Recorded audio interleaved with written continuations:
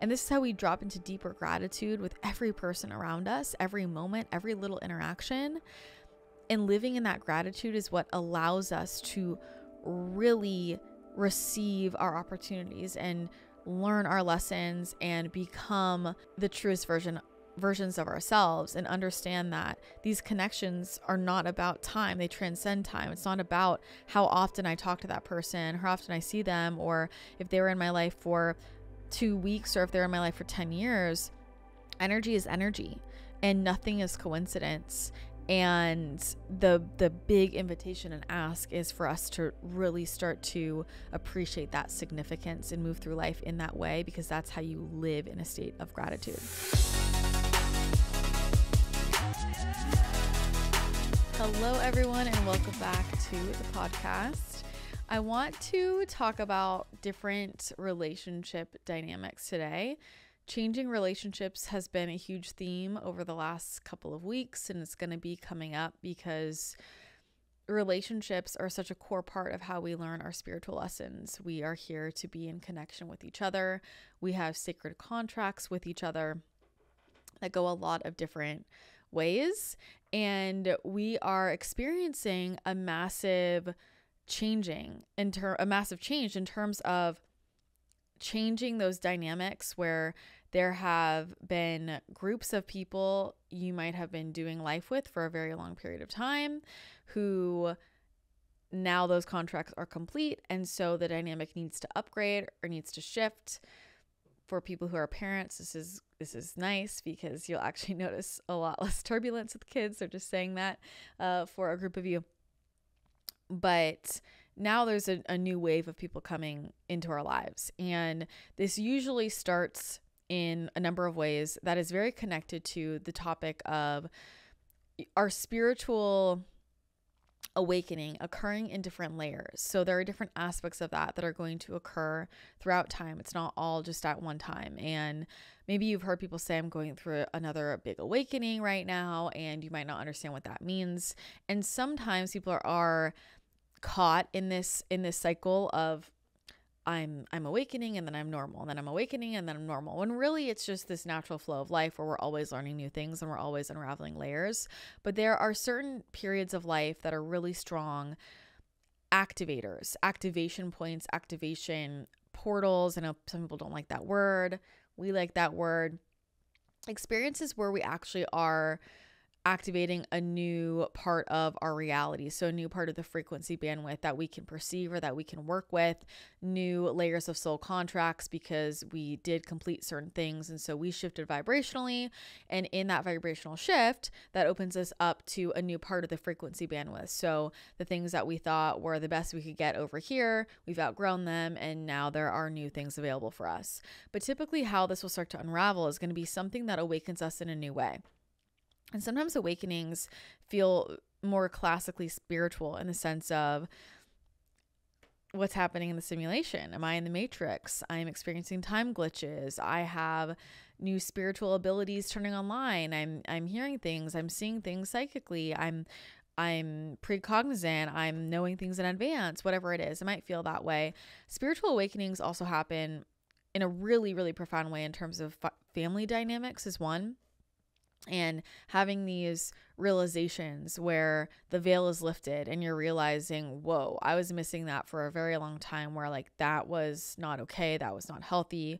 This can happen in friendships as well, in romantic relationships as well, where we have these deep realizations. And in one single moment, when your perception changes, it can be like the way that you viewed the world and everything that you thought was okay and normal completely shatters around you. And that is an awakening. I'm waking up to a truth or truths that I wasn't available to see before. And now I can never go back. And I'm seeing everything differently. And you can look back on how you perceived things up until that moment and really get caught up in how was I not getting it? It was hitting me across the side of the face. And it's important to hold love and compassion for ourselves and not have any judgment, because it's not helpful. You were supposed to have that veil over you so that you would learn those lessons to get to this point. That's the important thing. The same way when we come earthside, why so many people have that veil when we come earthside. It is a lot to be developing in the human experience and be dealing with everything in this human experience as a being, and also have full memory of everything in terms of energy and consciousness and other realities. It's too much, you'll combust, and it's actually not necessary. In order for us to be fully present, to richly experience what's in front of us, we need to be able to focus. We don't need to know everything at the same time. And it's funny how humans so often want to experience everything at the same time, and we forget, well, the point of this was that we would have an orientation point of this experience. That's why you signed up for it. That was the whole point. But I digress. So what are these different pieces of activation? I'm bringing this up because one of the main things that is coming up in the field and what the divine wants to share is about recognizing activators in your life. And we talk about different types of soul contracts, and I'll touch on some of the ones that I'm sure you already are familiar with and I've talked about before, but it's worth going into it again because it's going to pop up in another layer right now, and it's helpful to really understand the gravity of these things. But one role that people play is an activator in my life, somebody who activates a timeline, an opportunity. So maybe this is someone who connects you with the right people, somebody who comes in and they introduce you to this person or that person. An activator can also come forward to you in the realm of they share a really important message that activates a new part of you. So a conscious realization or even a spiritual gift. So a lot of people who play the role of healer traditionally can act as activators for people in their awakenings, where you might see that person and they have something to share, or you have a powerful experience, and that experience activates you into a new version of yourself and a new perception about the world around you. But there are going to be certain beacons of light in the form of people who are activators that are very much guiding you from one version of your reality and one version of yourself into the next. And so activator is one role, and sometimes the same person that plays activator also plays guide. Not always. Sometimes it's different people. And activators can come into your life quickly to drop the bomb in a good way, and they can be on their way. It could be a stranger, it could be one meeting with somebody. They can also be people who are in your life long term.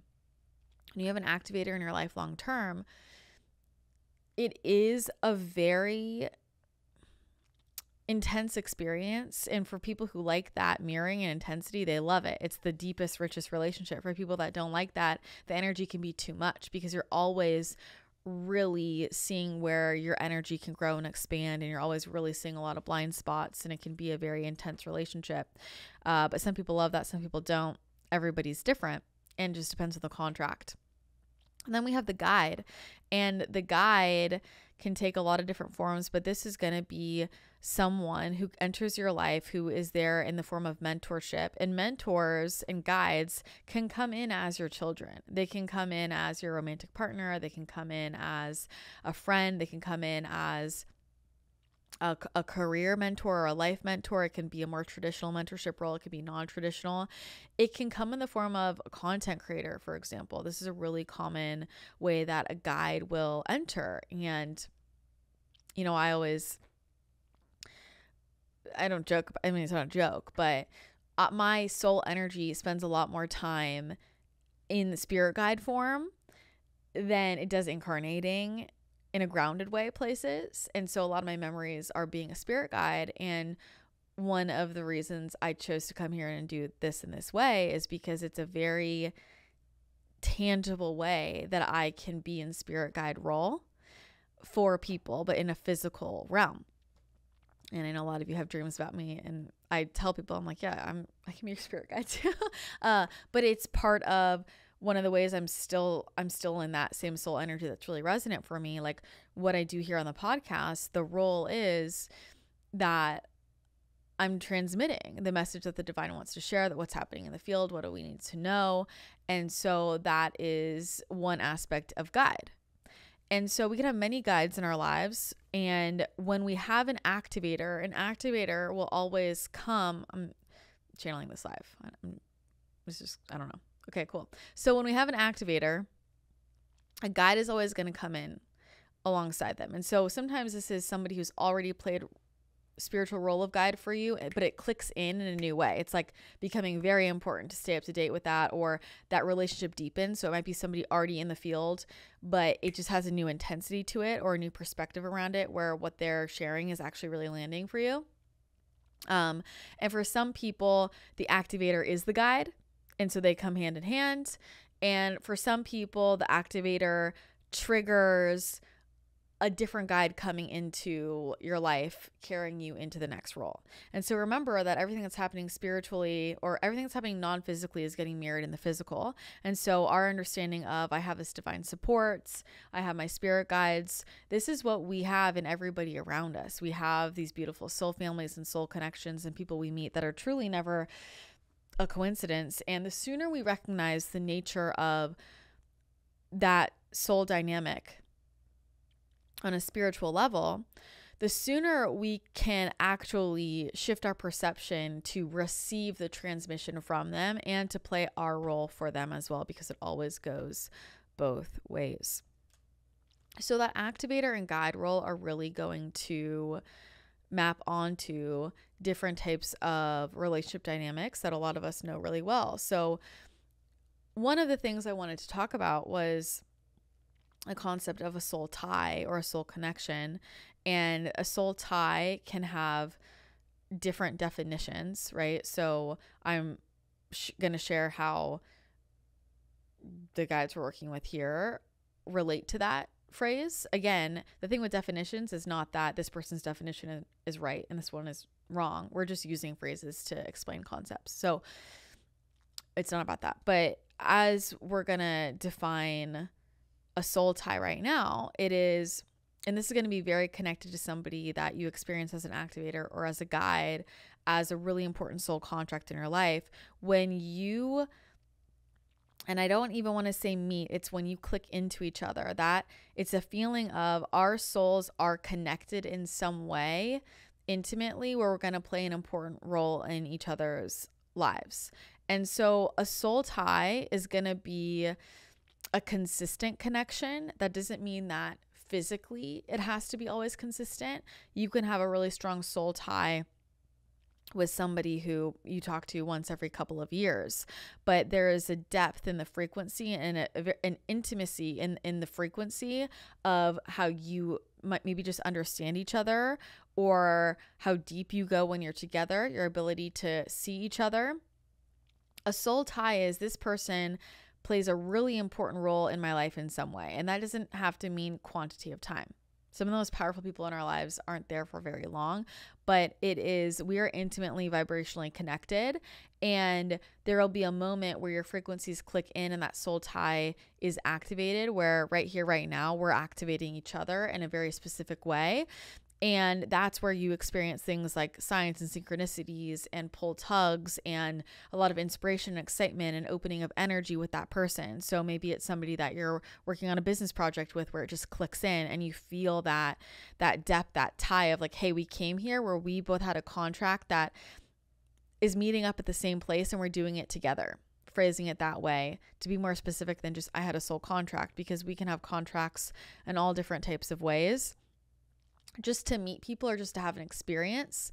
But the frequency of a soul tie connection is not just to meet one time and not just to have that one experience. That a soul contract is such a broad term, and that can show up in a lot of different ways. And we might experience a contract as positive or negative. Same thing with soul tie, in terms of it can be experienced positively or negatively, right? You might have a soul tie with the person that irritates you the most, right? This could be your mother-in-law. Right? This can be your really frustrating sibling. Like, it's not always from the human lens experienced as this positive emotion thing, but it's a tie of like, we're karmically, we're intimately, we're soul frequency connected in a way where our timelines are tied in somewhere. And that's the tie. Like, our soul timelines are tied in somewhere, and we have to have this meeting. We have to have this meeting of frequencies, and it's, I want to say it's like a project energy. So it's like we're creating something in the world together, or we're sorting something out together. Like, And let's say it's your mother-in-law and you have all this ish with your mother-in-law, because we have a soul tie where we're really pushing each other's buttons. But right here, right now, we're hitting this friction point and we have to work through this together. And from the human lens, you might not feel like you're working through it together. On a soul level, it was, hey, we both came in here to work out this friction point together, and I'm going to irritate you perfectly and you're going to irritate me perfectly. But that's the tie that you feel. Okay. And so that's one other angle of understanding a soul contract. A soulmate, right? Your mother-in-law, you might not experience as a soulmate, or maybe you do, right? A soulmate is home. A soulmate is home. Home frequency, home base. And so there's lots of different definitions of soulmates, and soulmates as we define it is a broad term, but these are other soul energies where you come from the same place as a soul in terms of frequency. You perhaps have had other lifetimes together, although not always, but many times you've had different lifetimes together. You have played different roles for each other, whether it's friends or parent-child or romantic or business or around the corner, teacher and student. There's all of that going back and forth.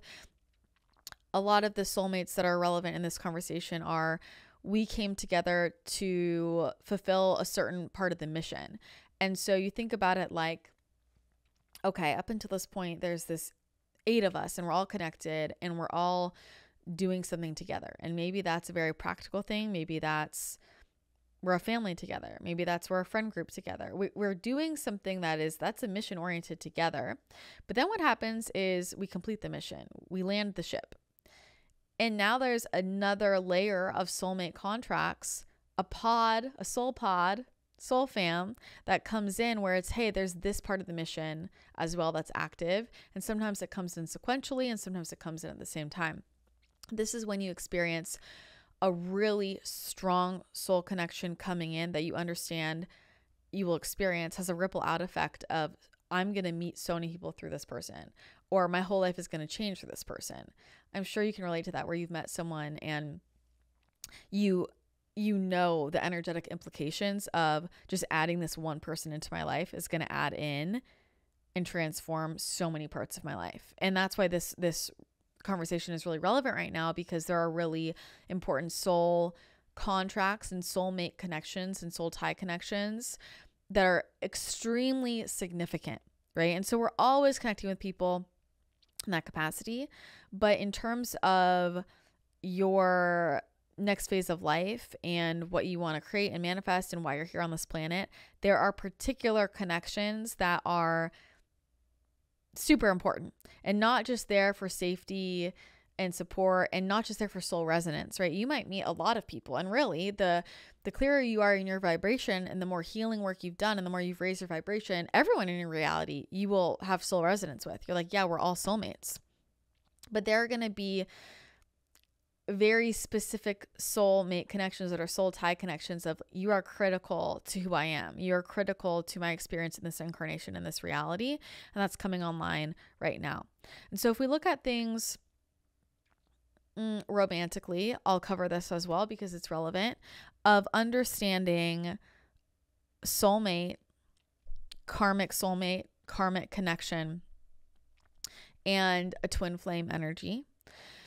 And this is relevant because so many people are changing dynamics right now. And sometimes we need this reminder. Particularly, let's talk about the karmic connection. And I'm going to go really high level with this. I could write a book. I could write 10 books on all of these individually. A karmic connection is about balancing karma. It's about completing lessons. And so often the contract here will be, okay, well, in these lifetimes, the energy was flowing this way. So in this lifetime, we have to flow the opposite way. So for example, this is, in that lifetime, we had a really difficult relationship and maybe I left you. And now in this lifetime, you're leaving me. Karma, right? And so energetic balance.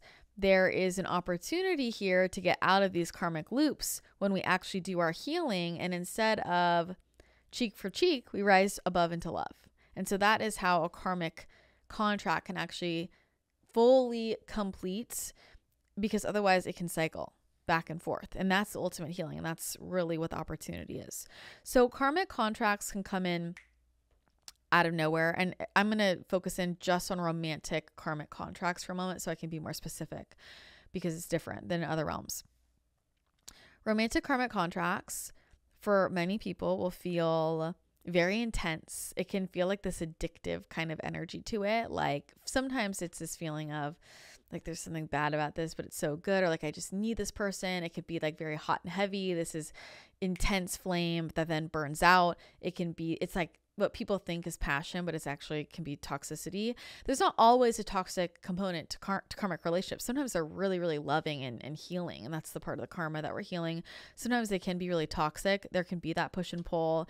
But there's something that just feels to it like, okay, I know you. I've known you from before. So it's comfortable.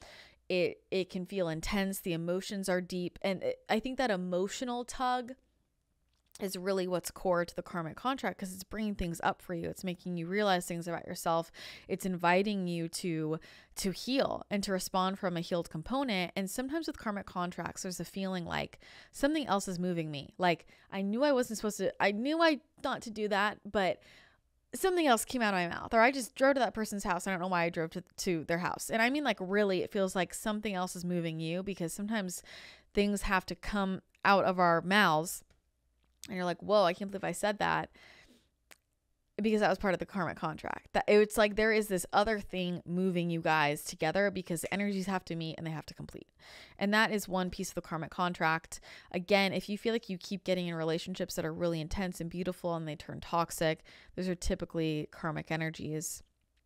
Just going to be related back to our higher healing of, if I heal, then I can spot that ahead of time, and I'm actually not going to engage with it, and I'm actually going to close up the karmic loop before I have to enter into this 2-year cycle with you, because there is this cyclical thing about them.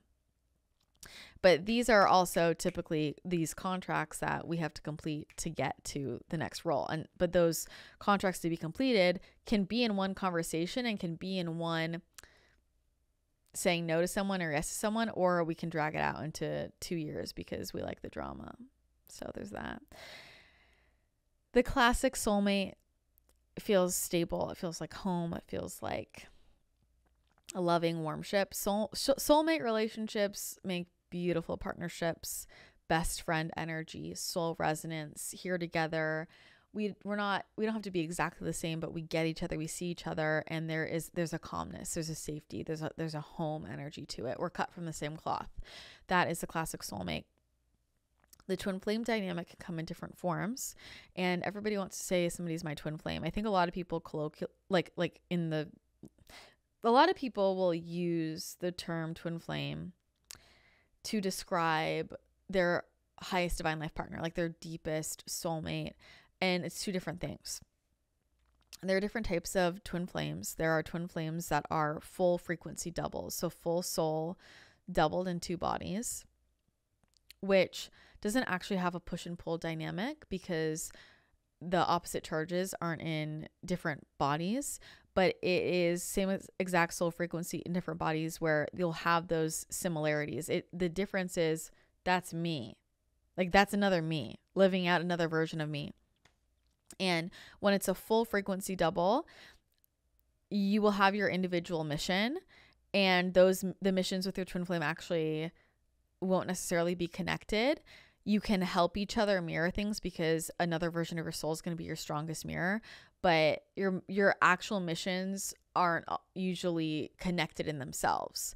But there is powerful mirroring opportunity with that person, and obviously like attracts like. So typically there will be things that draw you to each other, but it doesn't have a charge as opposed to a split soul twin flame.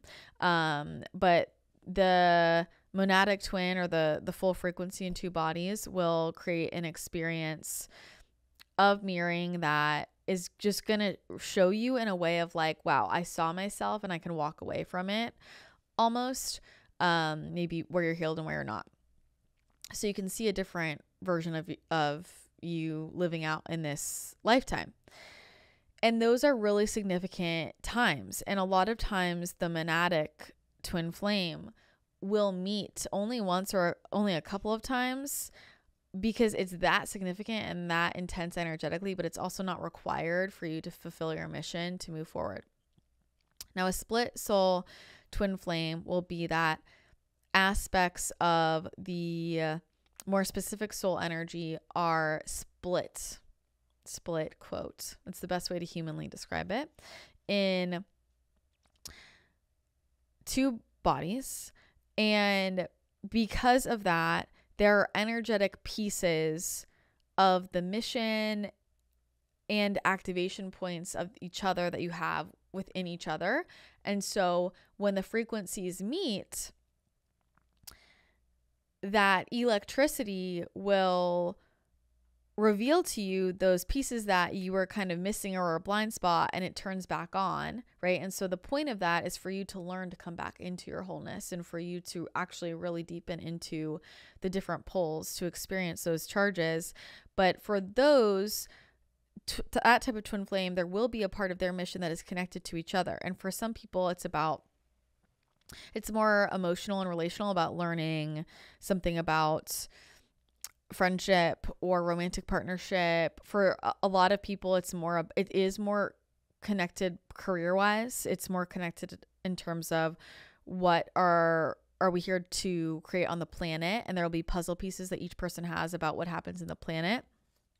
And that will trigger a darkening of the soul, a spiritual awakening, deep spiritual activations. And so karmic connections and twin flame connections will have the most typically intense darkening of the soul or new layer of spiritual awakening scenarios, whether that person just pops in really quickly, triggers that, and then gone, versus when a soulmate is an activator, it will feel a lot more comfortable. You won't need period away from them.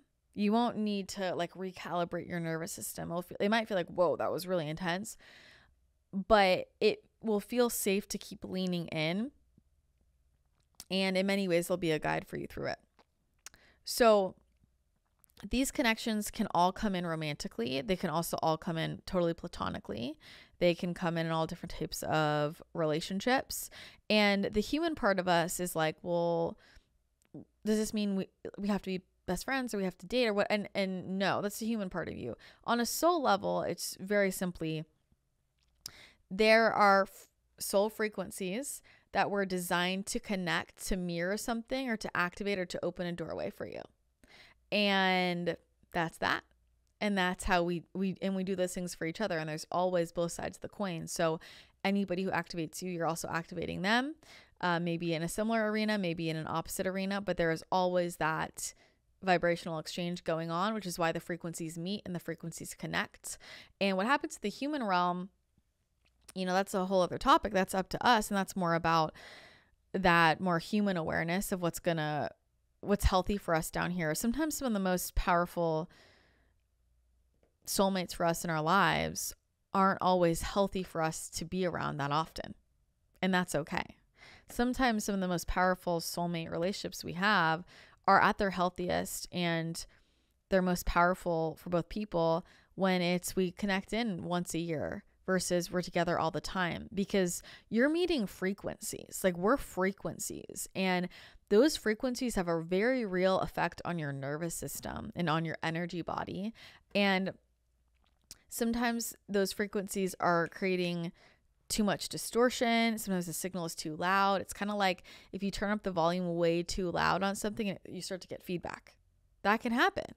And so we're looking at what is that balanced frequency mixture in our real everyday human life, and also honoring the spiritual significance of when people come in. And I think the point of really understanding this and appreciating this is to truly honor and respect and appreciate every interaction we have with people, not to dismiss something or assume that significance means longevity, because it doesn't.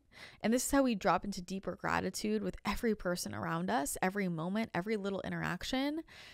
And living in that gratitude is what allows us to really receive our opportunities and learn our lessons and become the truest version versions of ourselves and understand that these connections are not about time. They transcend time. It's not about how often I talk to that person, how often I see them, or if they were in my life for 2 weeks or if they're in my life for 10 years.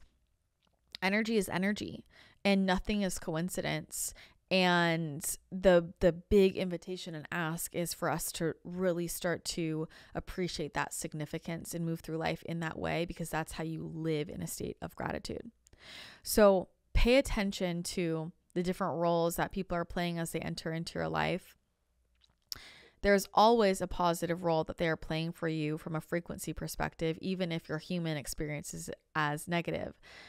The people that bullied me the most growing up were the most important people for me in building my confidence. That was a really powerful soul contract.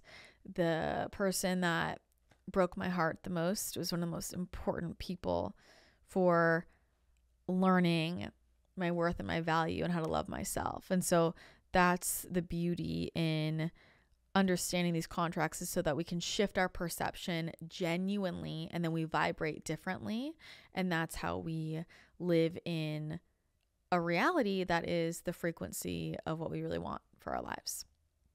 So take some time. I often offer to clients, just take some time, even if you've done this before, reflecting on the important soul contracts in your life, the important soul connections in your life, everybody that's been sent in, everybody that's been significant, and really sit with why they're there or why they were there, and drop in the gratitude for that experience. Because when you drop into that gratitude, you can usually see more and more and more really endless activations and lessons from maybe just that one meeting or that one conversation, because every moment can change your life if you receive it in that way. So that's your homework. Let me know how this lands. Let me know, leave a comment if you have been experiencing new soul connections coming in or activating in a new way, where the energy feels heightened and you feel that energy between you. If you want me to talk more about that energy dynamic between you and how to work with that and what things mean, let me know. Any follow-up questions, and we can chat about that in the future. That is going to be it for today's episode. Thanks so much for hanging out with me today. I hope you have an amazing rest of your day, and I will chat with you again next time.